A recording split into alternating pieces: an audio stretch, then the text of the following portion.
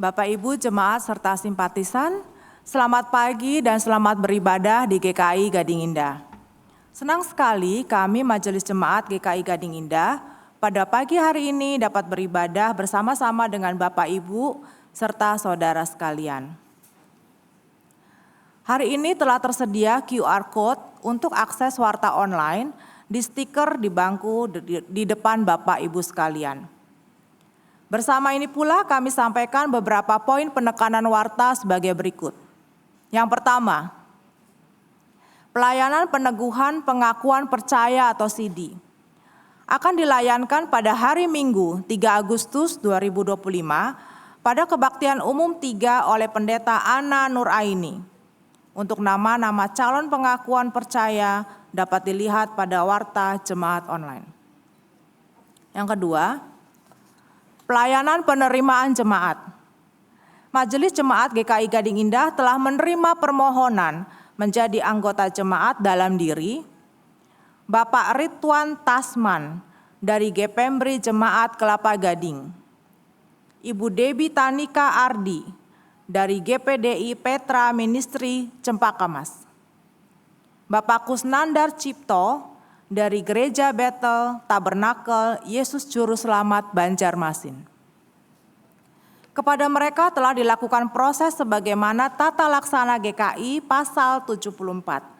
Apabila ada saudara-saudara yang belum dapat memberikan dukungannya karena alasan yang berdasarkan Alkitab dan tata gereja atau tata tertib GKI, keberatan dapat disampaikan secara tertulis kepada Majelis Jemaat paling lambat 3 Agustus 2025 pukul 19.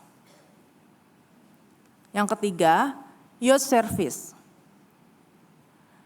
Gading Indah menyelenggarakan ibadah Youth Service setiap hari Minggu pukul 9, mulai bulan Agustus di Big Glass Room Penabur Internasional. Yang keempat, Kebaktian Pemuda. Pada tanggal 3 Agustus 2025, pukul 9:15 akan dilaksanakan kebaktian pemuda di Big Glass Room Penabur Internasional. Dan hari ini akan dilayani oleh Pendeta Novita Sutanto. Yang kelima, atestasi masuk. Atestasi masuk dari GKI Kayu Putih dalam diri Bapak Randi Sugiharta Chandra, beralamat di Jalan Perumpuri Intan, Kafling 70, Wilayah 1. Dari GKI Kota Wisata, atas diri Ibu Bong Aili, beralamat di Jalan AB Road 8, nomor 6, Sedayu City, Wilayah 7. Dari GKI Gunung Sari, dalam diri Ibu Mike Wijaya dan Saudara Daniel Golan, beralamat di Jalan Kelapa Molek 5, Blok T2 nomor 17 atau Wilayah 2. Yang keenam, Bapak, Ibu, serta saudara sekalian, kami mengundang Bapak, Ibu, dan saudara-saudara untuk ikut terlibat dalam Camp GKI Gading Indah yang akan diselenggarakan pada tanggal 5 sampai 6 September 2025. Adapun pendaftaran dapat dilakukan melalui onsite di setiap kebaktian di depan meja pendaftaran, ada formulir camp. Yang kedua, online bisa melalui link Google Form yang ada di grup-grup WhatsApp. Yang ketiga, bisa juga melalui pengurus wilayah masing-masing atau melalui TU GKI Gading Indah. Kami berharap agar Bapak, Ibu, serta saudara sekalian segera mendaftarkan karena keterbatasan tempat di lokasi penginapan. Demikian pokok warta hari ini. Kebaktian hari ini dengan tema Menjaring Angin akan dipimpin oleh Pendeta Ana Nuraini. Silakan jemaat untuk bersaat teduh sejenak sebelum ibadah dimulai.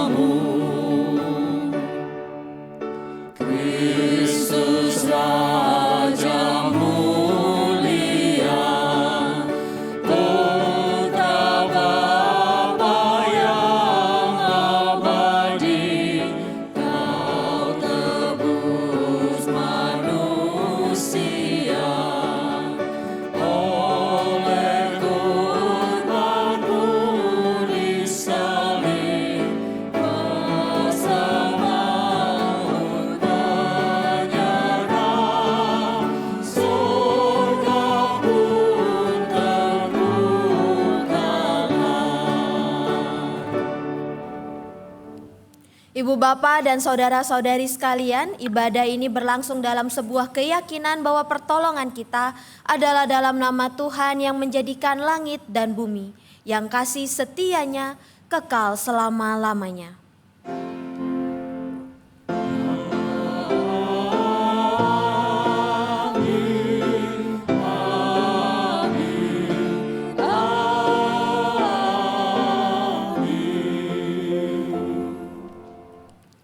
Salam sejahtera bagi saudara yang datang dalam nama Tuhan. Tuhan besertamu.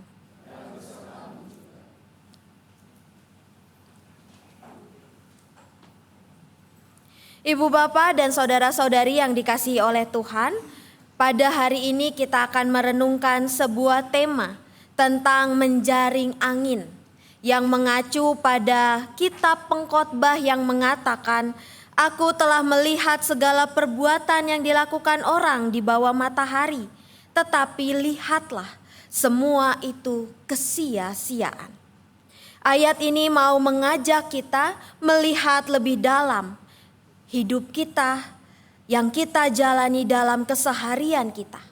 Apakah yang kita cari adalah hal-hal yang baik, yang sesuai dengan kehendak Tuhan, atau hal-hal yang dipenuhi dengan keduniawian. Ibu Bapak, nyatanya mengikut Tuhan untuk menemukan hidup yang lebih bermakna. Kita diajak untuk hidup di dalam Tuhan yang membuat kita memiliki kehidupan yang lebih penuh, lebih berarti, dengan terus bersujud, menyembah dan berbakti kepada Tuhan. Karena itu marilah kita nyanyikan dari PKJ 282, Tuhan tolonglah bangunkan iman.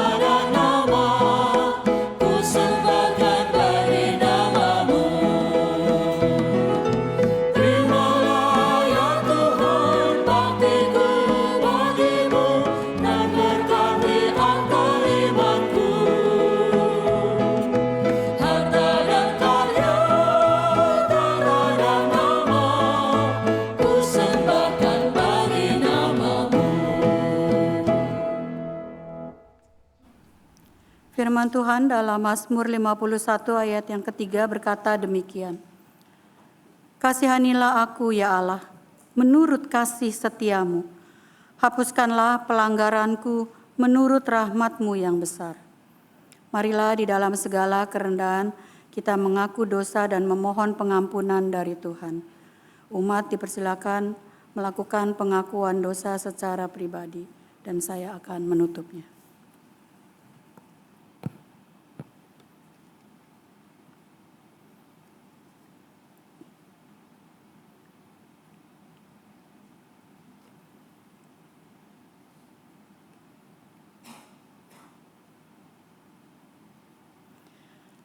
Bapa di surga, Bapa yang baik, Bapa yang penuh kasih. Pagi hari ini Tuhan kami datang dengan segala kerendahan hati kami. Kami mau mengaku dosa dan pelanggaran kami. Ya Bapa, ampunilah kami dan mampukan kami untuk boleh hidup kudus dan berkenan kepadamu. Inilah doa pengakuan dosa kami. Di dalam nama Tuhan Yesus Kristus yang sudah mengampuni dosa kami, kami berdoa. Amin.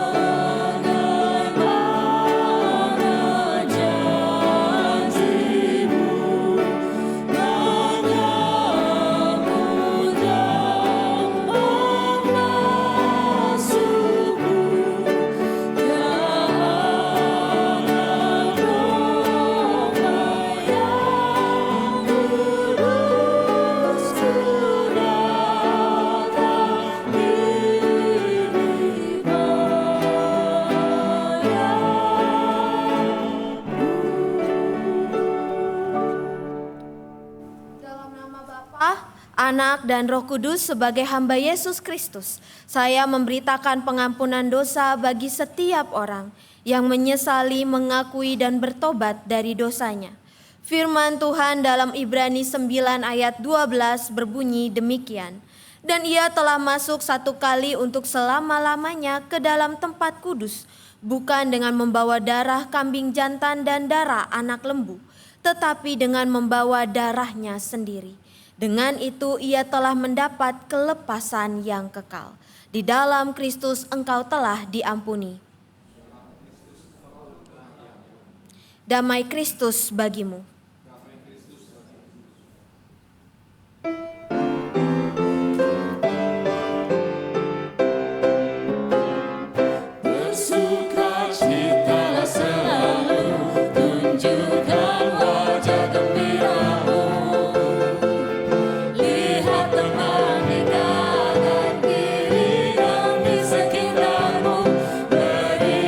Salam damai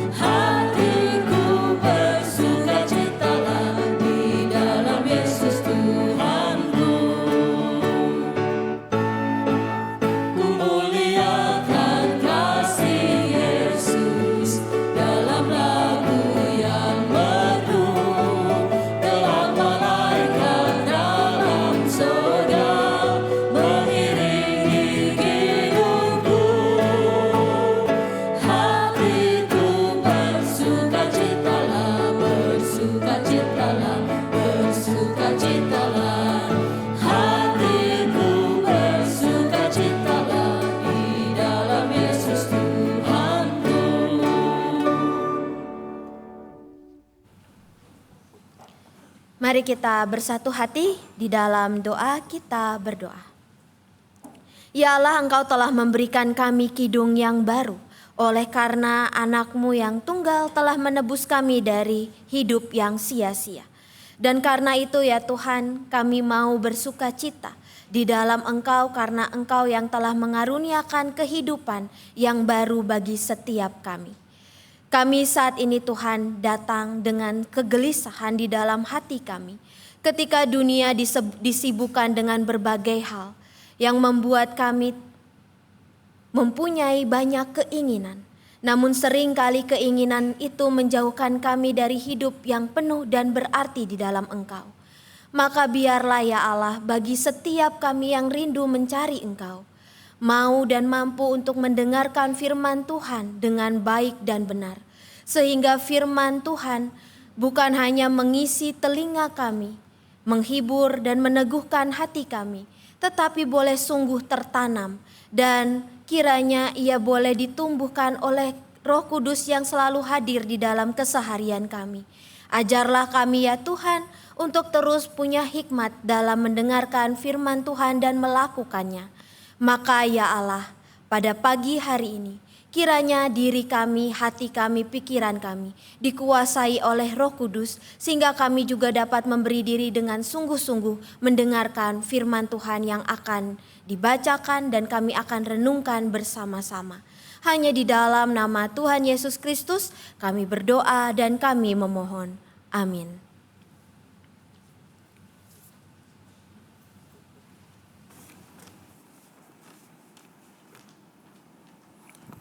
Bacaan pertama, bacaan diambil dari Kitab Pengkhotbah 1 ayat 12 sampai 14, dilanjutkan ke pasal 2 ayat 18 sampai 23. Pengkhotbah 1 ayat 12 sampai 14, Pengkhotbah 2 ayat 18 sampai 23. Aku, pengkhotbah, adalah raja atas Israel di Yerusalem. Aku membulatkan hatiku untuk memeriksa dan menyelidiki dengan hikmat segala yang terjadi di bawah langit.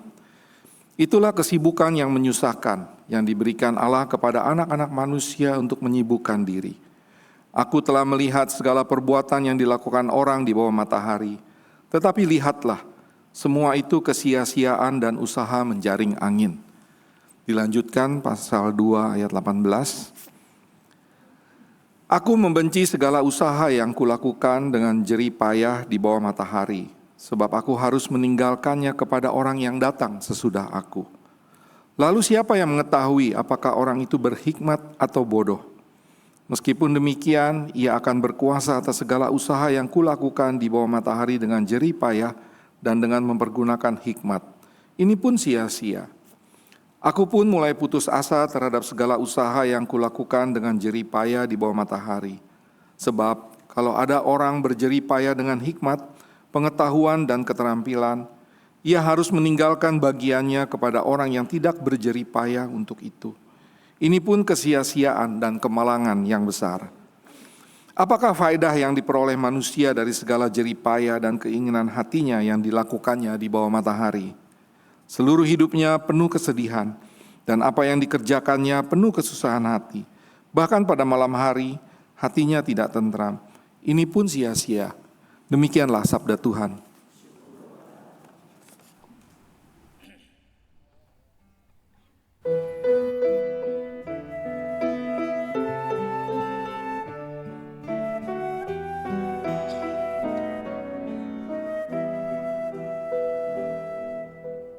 Namun Allahku kan bebaskan nyawaku dari cengkraman dunia orang mati. Karena Allahku kan menarik diriku agar ku hidup selama-lamanya. Namun Allahku kan bebaskan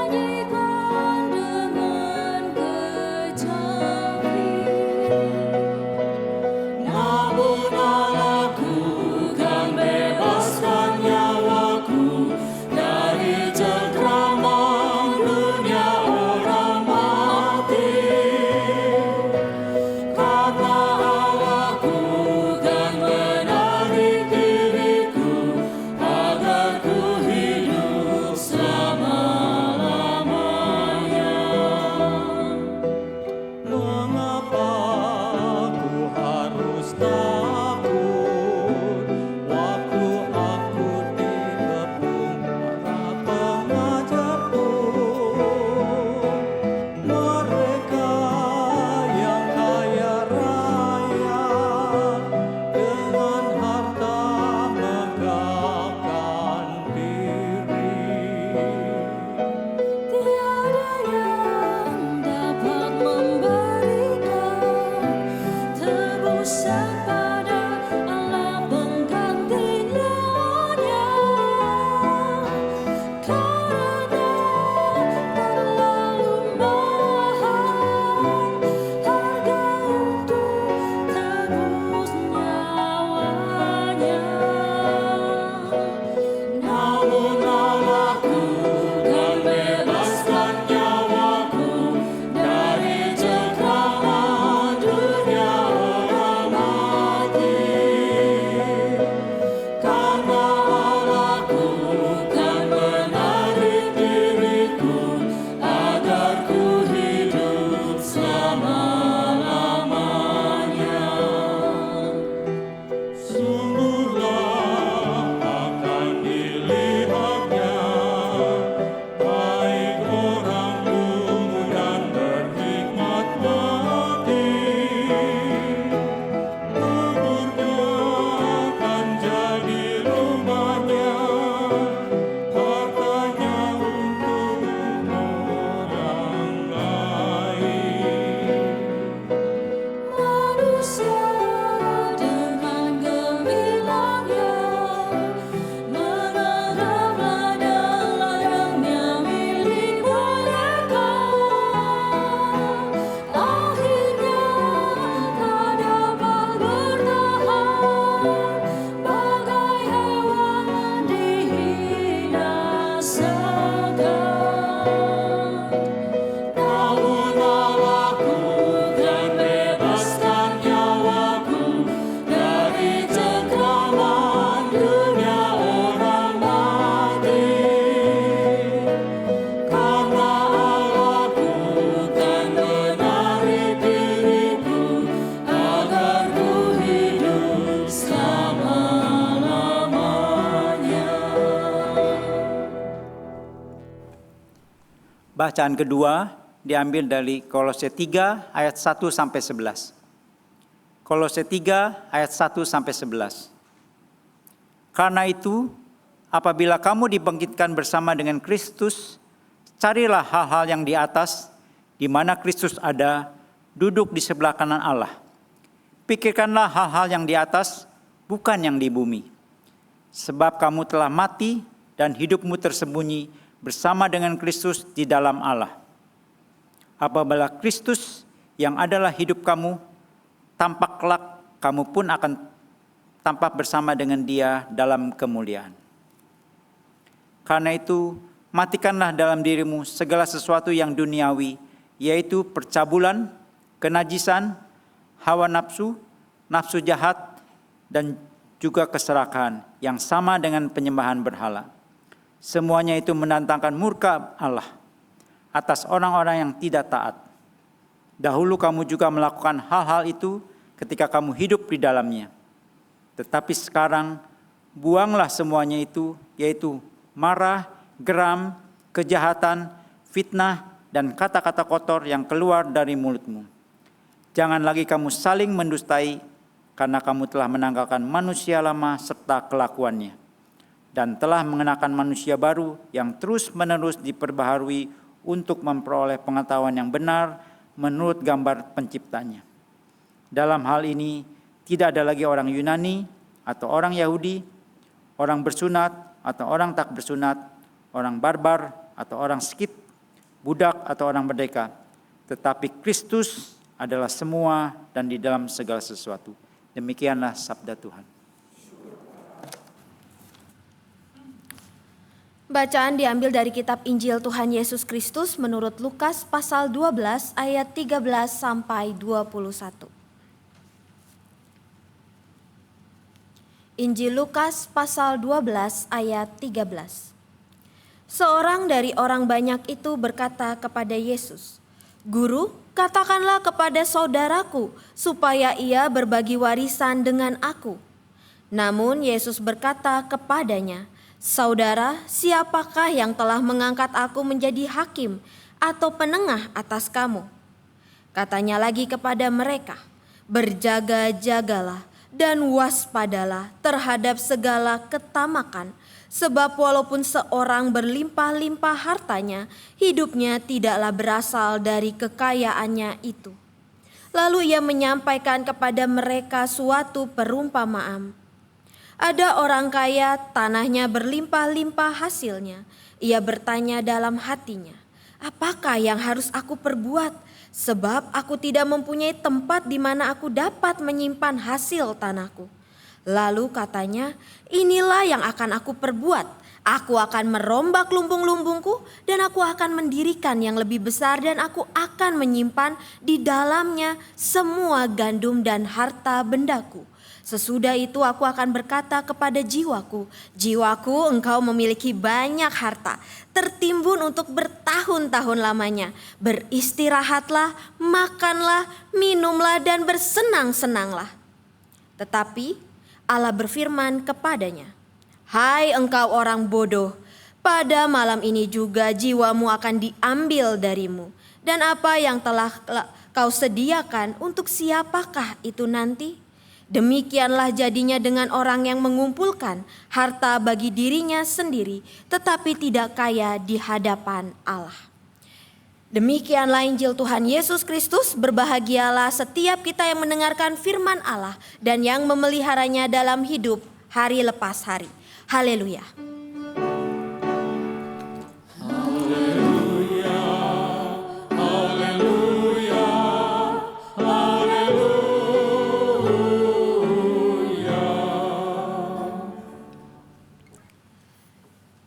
Ibu bapak dan saudara-saudari, ada seorang bernama Peter Kreeft. Ia seorang filsuf, penulis dan profesor yang dikenal karena karyanya di bidang filsafat, tapi terutama tentang isu-isu teologi dan apologetika Kristen. Ia menuliskan dalam bukunya Jesus Shock yang berbunyi demikian, "Our culture has filled our heads but empty our hearts." Kita hidup di zaman yang sangat mementingkan pengetahuan, data, logika. Kita belajar banyak, berpikir banyak, menyimpan banyak informasi, tapi di saat yang sama hati kita kering. Kehilangan kasih, kedalaman dalam berpikir, kepekaan dan bahkan kehangatan di dalam hati. Ia melanjutkan dengan menuliskan, "Stuff our wallets but starve our wonder."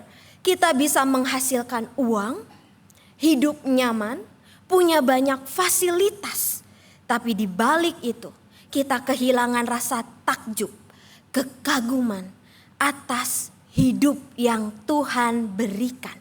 Di mana kita bisa merasakan, merenung, bersyukur, bahkan terhubung dengan Allah.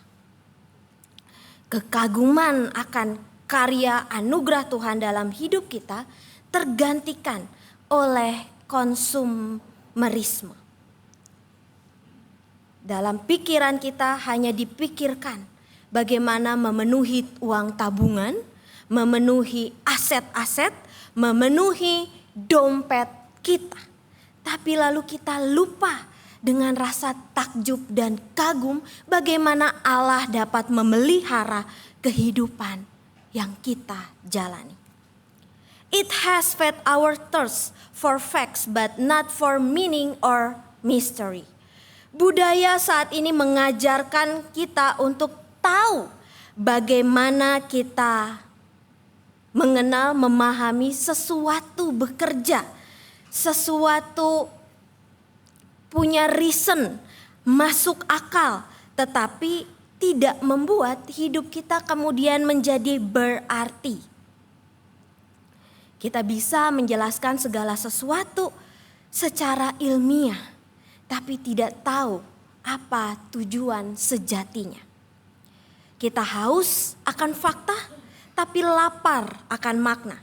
Kita tahu banyak, tapi kehilangan rasa dari kekaguman akan misteri Allah. Kesimpulan dari apa yang disampaikan oleh Peter Kreeft adalah budaya kita ini pintar secara di kepala, di logika, tapi kering secara jiwa. Kita sangat canggih dalam teknologi, tapi kehilangan arah dalam hidup. Kita banyak tahu, tapi kita nggak tahu apa arti semua itu dalam kehidupan kita.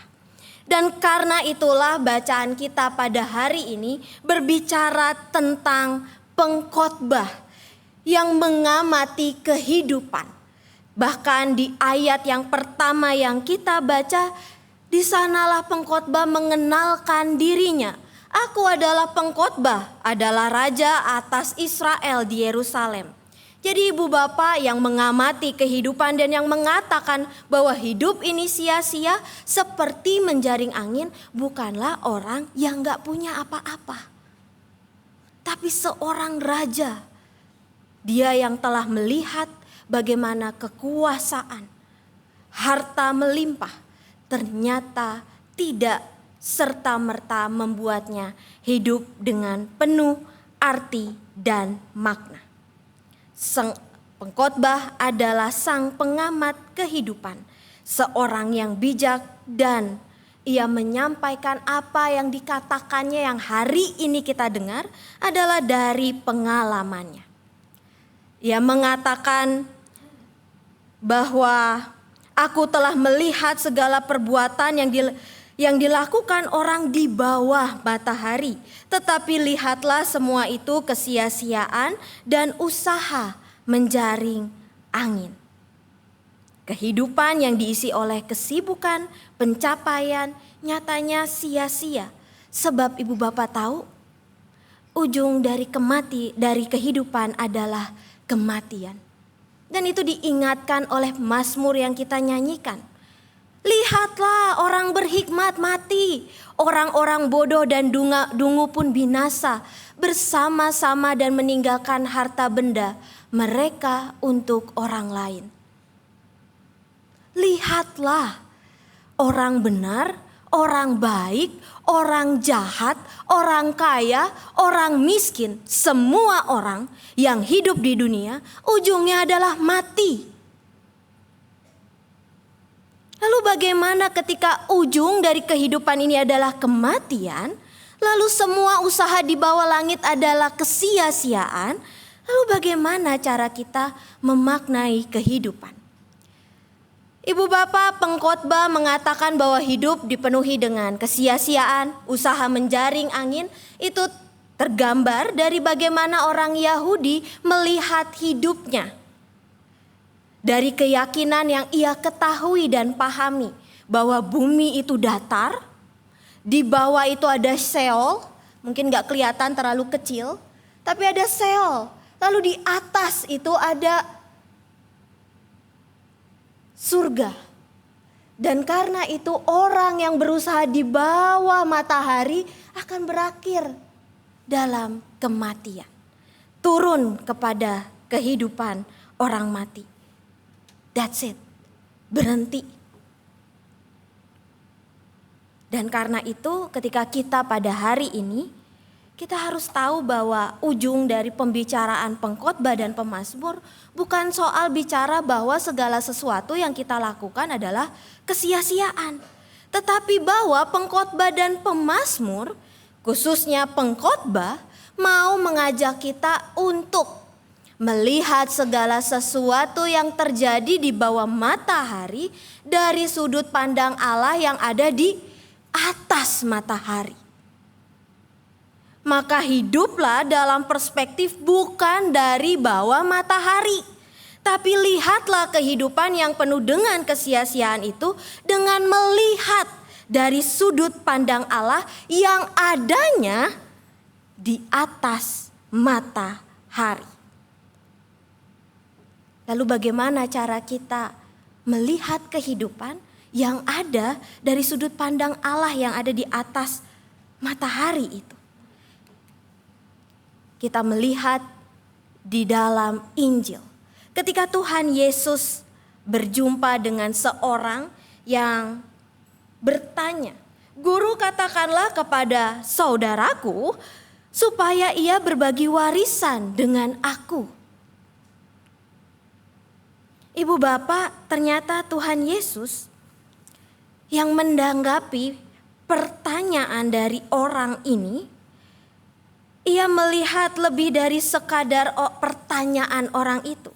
Tetapi ia melihat bahwa ada yang lebih akar masalah yang dipertanyakan dan dipersoalkan oleh orang ini, yaitu bahwa adanya ketamakan. Sebab dalam bahasa Yunani, ketika Tuhan mengatakan berjaga-jagalah dan waspadalah terhadap segala ketamakan, sebab walaupun seorang berlimpah-limpah hartanya, hidupnya tidak berasal dari kekayaan itu. Kata ketamakan dalam bahasa Yunani pleonexia, yang artinya adalah kehausan untuk memiliki lebih banyak, melampaui kebutuhan pribadi dan keluarga. Sudah cukup, tapi mau lebih. Dan bukankah akhir-akhir ini berita di TV kita melihat ada banyaknya kasus korupsi. Dari mana datangnya korupsi? Dari kehausan untuk memiliki lebih banyak, melampaui kebutuhan pribadi dan keluarga. Dan itulah yang dikecam oleh Tuhan Yesus. Itulah yang dilihat oleh Tuhan Yesus ketika orang ini bertanya kepadanya. Dan lalu Yesus menyampaikan sebuah perumpamaan tentang orang kaya yang bodoh. Dan ibu bapak, apa yang disampaikan oleh Tuhan Yesus di dalam Injil Lukas 12 ayat 18, Tuhan menyampaikan sebuah cerita yang mengatakan ada seorang kaya yang memikirkan dengan harta yang banyak dia gak punya tempat lagi, lalu harus apa? Lalu dikatakanlah, inilah yang aku perbuat, aku akan merombak lumbung-lumbungku dan aku akan mendirikan yang lebih besar dan aku akan menyimpan di dalamnya semua gandum dan harta bendaku. Ada berapa banyak kata aku hanya dalam satu ayat. Aku perbuat lumbung-lumbungku, aku, gandum dan harta bendaku. Semuanya adalah tentang aku. Dan karena itu di dalam bahasa Yunani kata bodoh itu dalam bahasa aslinya adalah apron. Foolish, yang artinya apa? Orang kaya ini bicaranya gak bijak, tanpa alasan, gak masuk akal, egois, tanpa refleksi, tidak cerdas, sembarangan. Karena dia tidak tahu dan tidak memahami bahwa harta yang ia cari, yang ia dapatkan itu adalah berkat dari Tuhan, Sang Pemilik kehidupan. Maka ketika ia mengatakan aku dan aku, ia bicara dengan tidak bijak. Dia ngomong gak pakai alasan yang tepat, gak masuk akal. Bagaimana harta yang diberikan oleh Allah menjadi milik aku? Aku dan aku. Egois, hanya memikirkan diri sendiri tanpa refleksi yang dalam. Ia tidak cerdas, ia sembarangan. Dan itulah gambaran yang dikatakan oleh Tuhan Yesus ketika membicarakan tentang orang kaya yang bodoh ini.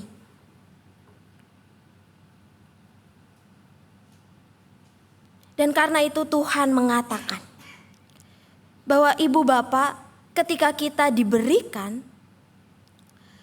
melalui pengkhotbah, pemazmur, bahkan Injil, apa yang disampaikan oleh Tuhan Yesus sendiri, itu mau mengatakan bukan berarti bahwa segala sesuatu yang kita cari kemudian bermanfaat bagi jiwa kita. Sebab Yesus mengingatkan, kau orang bodoh yang bicaranya sembarangan, yang gak cerdas, engkau yang mikirnya gak masuk akal, coba kalau malam ini juga jiwamu akan diambil, dan apa yang telah kau sediakan untuk siapakah itu nanti? Kamu berpikir kamu akan menikmati, makan, minum sampai bertahun-tahun, bersenang-senanglah hai jiwaku. Tapi ingat, sang pemilik kehidupan itu adalah Tuhan. Maka ketika Tuhan berkata, aku akan ambil jiwamu pada malam hari ini, habislah. Maka harta yang engkau tinggalkan akan engkau turunkan kepada orang yang tidak merasakan perjuangan yang engkau lakukan. Yang mungkin juga lebih tidak berhikmat daripada engkau, yang lebih sembarangan daripada engkau. Tapi bukan berarti apa yang disampaikan oleh Tuhan kemudian membuat kita merasa jangan cari, jangan berusaha. Kalau begitu hidup seadanya aja. Tidak begitu Ibu Bapak. Sebab firman Tuhan yang ada di dalam Alkitab tidak menolak kerja keras atau keberhasilan. Dan bukankah karena itu di dalam Alkitab juga dikatakan belajarlah dari semut yang bekerja, yang menyimpan makanan untuk musim panas. Sebab dikatakan Alkitab itu memperingatkan supaya jangan sampai kita menjadi tamak dan keinginan liar kita mengendalikan hidup kita. Antidot dari ketamakan adalah rasa cukup. Dan karena itu dalam kitab yang kita baca di dalam Kolose dikatakan pikirkanlah hal-hal yang di atas, bukan yang di bumi. Sebab kamu telah mati dan hidupmu tersembunyi bersama dengan Kristus di dalam Allah. Kalau kata Peter Kreeft dalam bukunya, if you don't have eternal perspective, you will be a slave to the now. Kalau kita nggak punya cara pandang melihat, memikirkan apa yang di atas, maka kita hanya akan jadi budak dari keinginan kita sendiri. Keinginan yang tidak membuahkan hasil kedamaian, kasih, sejahtera dalam hidup kita. Yang kita pikirkan adalah kegelisahan, kekhawatiran seperti orang kaya yang bodoh tadi.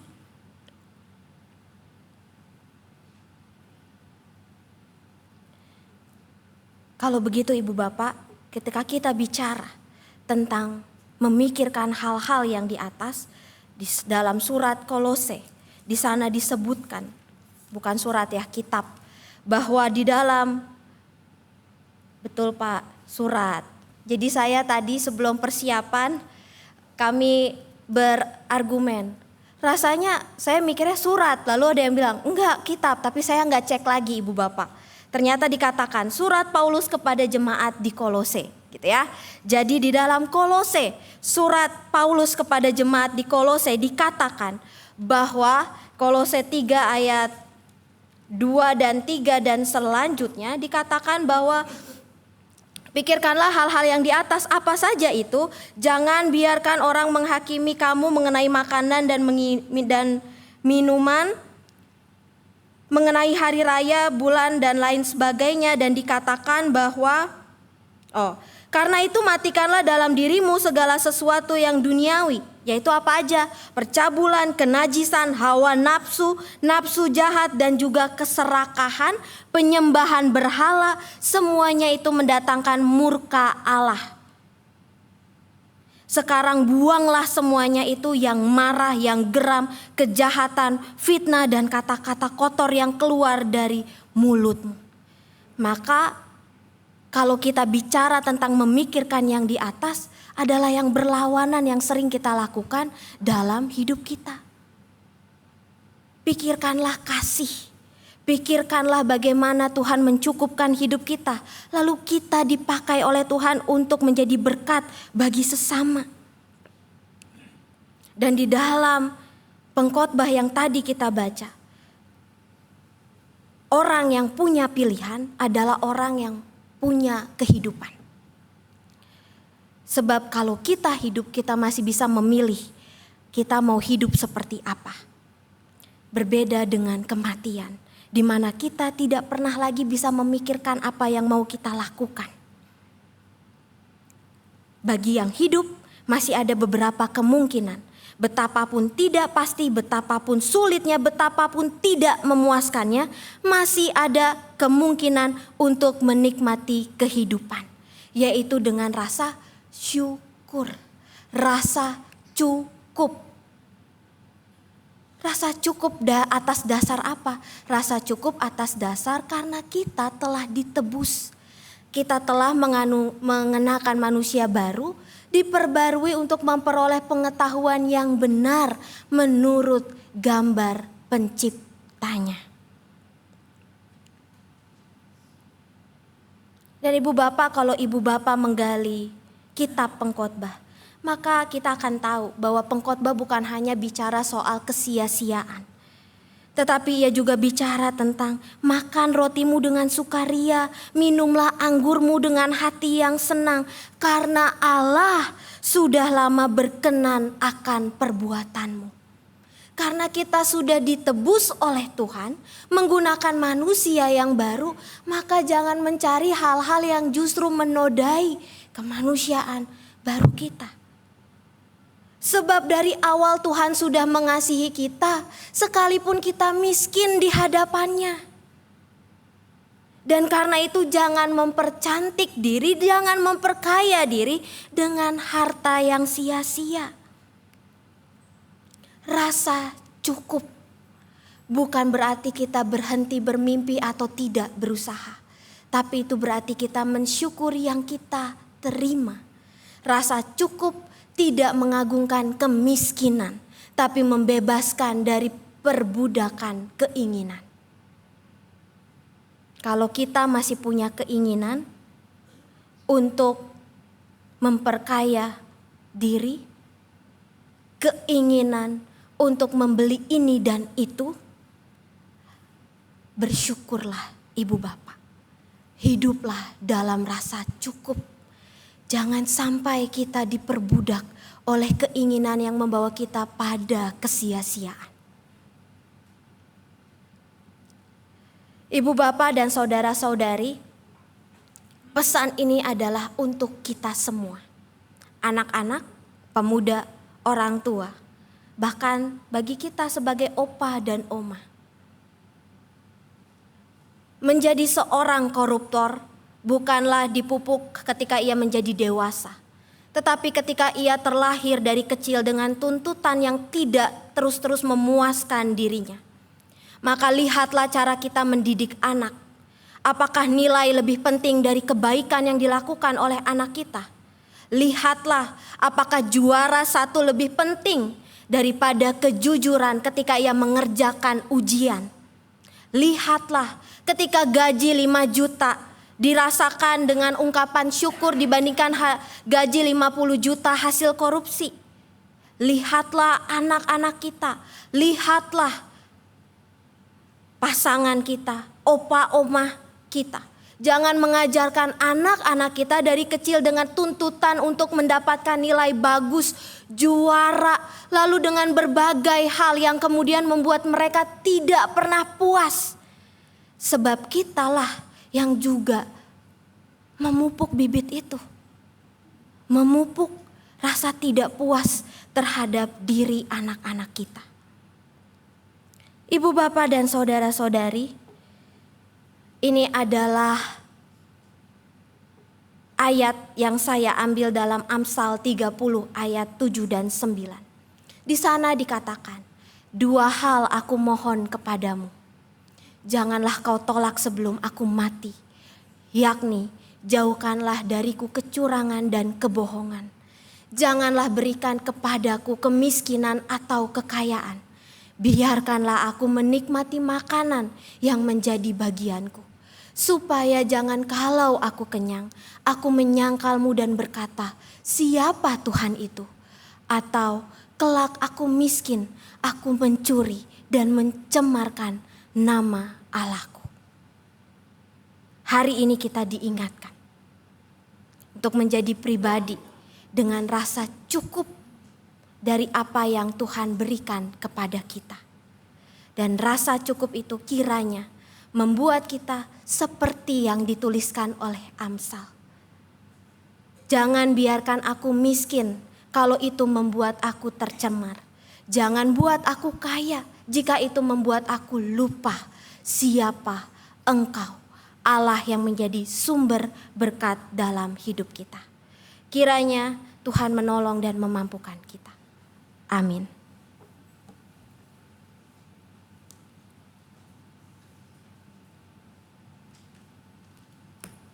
Paduan suara nafiri.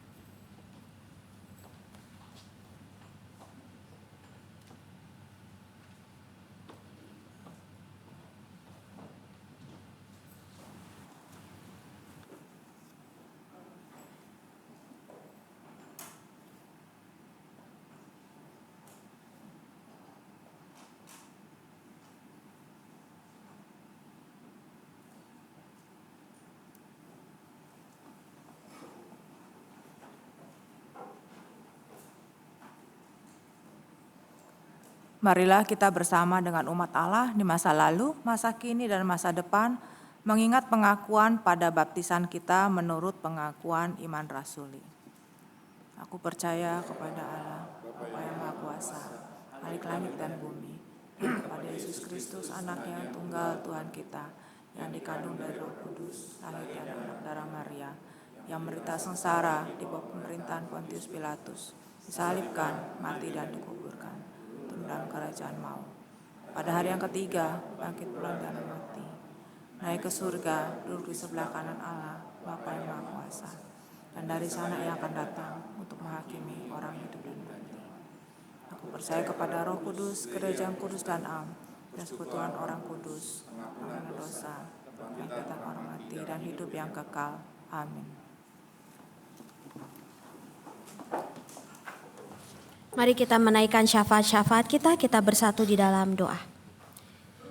Ya Allah, Engkau adalah Allah Sang Pemilik kehidupan. Kini kami bersyukur Tuhan, sebab kami diingatkan bahwa dalam segala sesuatu yang kami usahakan di bawah langit ini adalah kesia-siaan ketika kami tidak punya perspektif atau sudut pandang dari Engkau. Allah yang menganugerahkan, Allah yang memberkati kehidupan kami. Maka ajarlah kami ya Tuhan di dalam kehidupan yang kami jalani. Biarlah hati kami dipenuhi dengan rasa cukup atas berkat yang Tuhan berikan kepada kami. Kiranya kami dapat terus menyambut, menerima setiap anugerah yang Tuhan nyatakan di dalam kehidupan kami dengan rasa syukur. Dan biarlah itu yang memenuhi hati kami, sehingga dalam hidup yang kami jalani bersama dengan keluarga, anak-anak kami, pasangan kami, mereka yang mencari makan untuk kami dapat mensyukuri setiap hal yang mereka berikan, dan kami dapat terus mengingat bahwa Engkau adalah Allah yang menjaga dan memelihara kehidupan kami, bahwa kami tidak lepas dari kasih dan anugerah Tuhan. Saat ini ya Allah, kami mau berdoa bagi mereka yang sedang sakit dan memiliki pergumulan, mencari pekerjaan, mereka yang sedang mengalami krisis ekonomi, krisis dalam relasi keluarga, dan banyak hal lainnya. Kiranya Tuhan, kami terus dapat bergantung kepada Allah agar kami punya hikmat dalam melalui setiap hal yang kami jalani di dalam kehidupan ini. Biarlah kami juga punya rasa untuk terus bersyukur untuk setiap hal yang Tuhan berikan kepada kami. Pekerjaan, keluarga yang Tuhan berikan, yang Tuhan anugerahkan. Kiranya kehadiran mereka dapat terus kami syukuri. Kami juga berdoa ya Allah bagi mereka yang bergumul dalam sakit penyakit. Biarlah mereka punya keteguhan dan pengharapan bahwa Engkau adalah Allah yang memelihara, yang menyembuhkan, yang memulihkan, bahkan yang menolong mereka untuk memaknai rasa sakit, kelemahan tubuh yang mereka alami sekarang di dalam Tuhan. Sebab kami tahu Engkau adalah Allah yang punya rancangan yang terbaik bagi kami.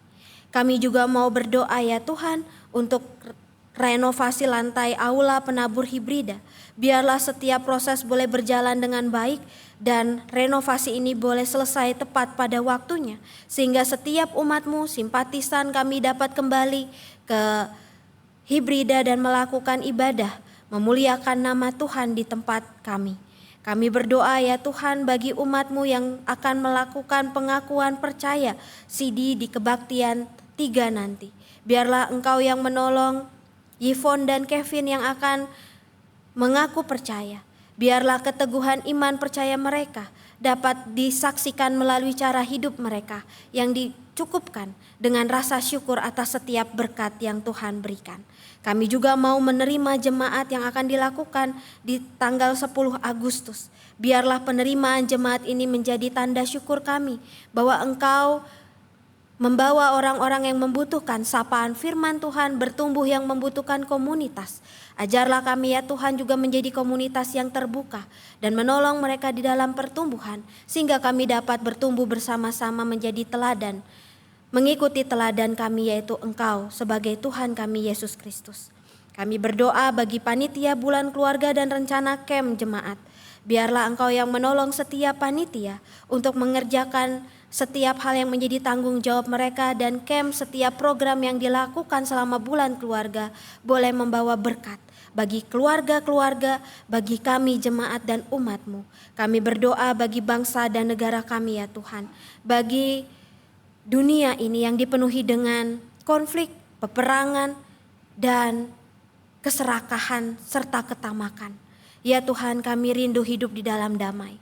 Kami rindu untuk dapat merasakan kesejahteraan. Kami rindu melihat saudara-saudari kami hidup di dalam damai, tanpa perang, tanpa luka, tanpa kehilangan orang-orang yang ditembak maupun mereka yang terkena dampak dari perang yang terjadi. Tuhan, ajarlah kami untuk terus menjadi saksi kedamaian dimanapun Engkau tempatkan kami. Ajarlah kami ya Tuhan untuk terus memandang kepada Engkau, memikirkan apa yang Engkau pikirkan tentang kasih, kebaikan, keramahan, penerimaan, keterbukaan. Sehingga di tengah dunia ini kasih-Mu semakin nyata dan kerajaan-Mu juga semakin dapat dirasakan oleh banyak orang. Inilah doa-doa yang kami naikkan hanya di dalam nama Tuhan Yesus Kristus yang telah mengajarkan kami berdoa melalui pujian yang kami hayati ini. Bapa kami yang ada di surga, dikuduskanlah nama-Mu, datanglah kerajaan-Mu, jadilah kehendak-Mu di bumi seperti di sorga.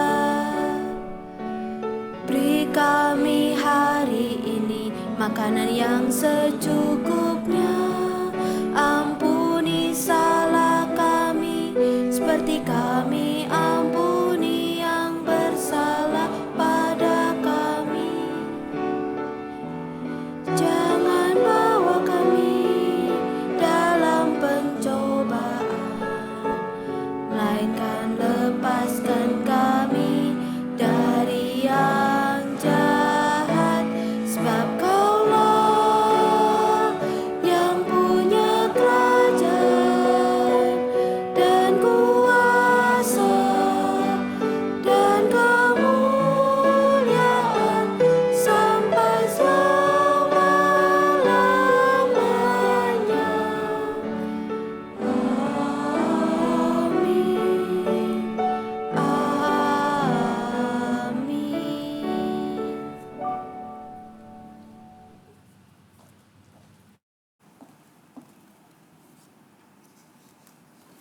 Marilah kita menyatakan syukur kita kepada Tuhan melalui persembahan syukur dengan mengingat firman Tuhan di dalam 2 Korintus 8 ayat 14 sampai dengan ke-15.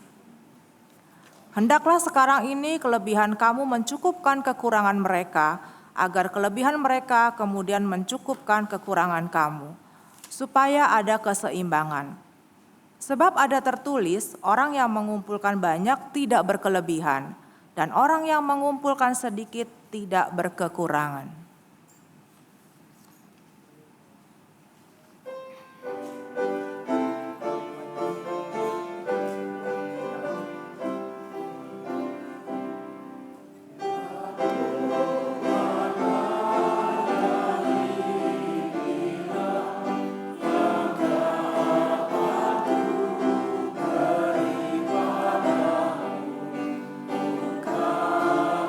Syukur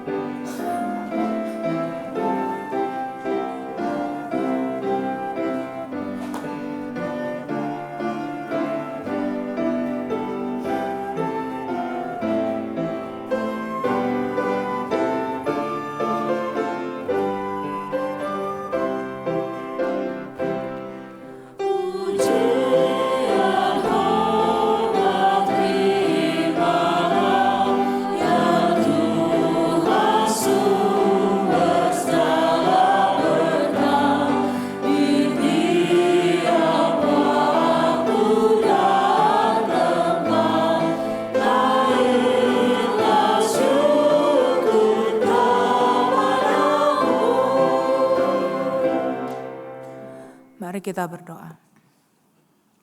Tuhan yang Maha Kasih, kami datang dengan rasa syukur kami atas semua yang Tuhan sudah berikan kepada kami dan keluarga kami, atas anugerah dan berkat yang Tuhan sudah limpahkan kepada kami. Sebagai ungkapan rasa syukur kami Tuhan, hari ini kami memberikan persembahan dengan sukacita di hati. Kiranya persembahan ini dapat Tuhan kuduskan agar dapat menjadi berguna dan dapat menjadi berkat untuk orang lain. Mampukan orang-orang yang akan mengelolanya agar orang-orang yang membutuhkan persembahan ini dapat menerimanya dengan sukacita di hati, sehingga nama Tuhan saja yang dipermuliakan. Terima kasih Tuhan, dalam nama Tuhan Yesus kami berdoa. Amin.